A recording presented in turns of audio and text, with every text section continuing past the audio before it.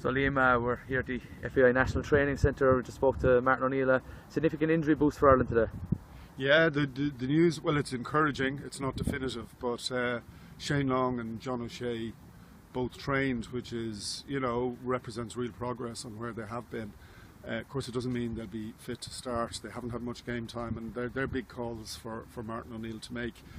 My guess is that if Shane Long is anywhere close to fitness, he must have a really good chance of starting, because Ireland did struggle in Zenica to get behind the Bosnian defence. Daryl Murphy, Wes Hoolan was the closest to him. They never really got past them, and of course with Long's pace, he's able to do that. He also harries and harasses defenders, prevents them from playing out from the back. But it's all depends on how close to fitness he is. He's certainly not match fit, and who knows, the way his injury has gone, there could be a bad reaction even tomorrow. But I think if there's any chance of getting him on the pitch, Martin O'Neill will put him out there for such a big game. And I think if he is close to fitness and he can use the strengths he has, that would be a big boost. The other big boost, obviously, is that John Walters is definitely back from suspension.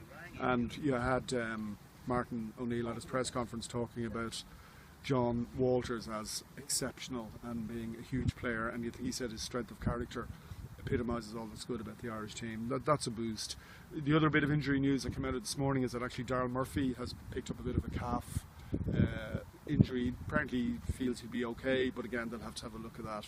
So I think the other real positive thing from Zenica, apart obviously from the away goal, and clearly a pity that Ireland couldn't see out the game without conceding one, but the other big positive was that they lost no more players to yellow cards, because that has been a recurring problem throughout the campaign. And again, O'Neill at his press conference highlighted that this is quite a significant thing. They go into a game now where, okay, if you pick up a yellow, there's a danger you pick up another and you could be sent off, but the worry that the yellow might rule you out of another game, that's all irrelevant now, as O'Neill said in there. Right now it all boils down to this game. You seemed really positive and resolute heading into this, Liam, and is there a prediction you think for the game? I think, I agree with O'Neill when he says that he's worried that Bosnia can score. I think if they'd been a bit more clinical the other night, they might have had one or two more. It wasn't that they completely bossed the game in a way that made you fear them. They're not Germany, they're not Spain, we know that. But when you've got players like Dzeko and Pjanic, and I do think they're better than anything that Ireland have, collectively we're strong, individually less so, and you've got kind of world-class players like that, they're always going to be in danger.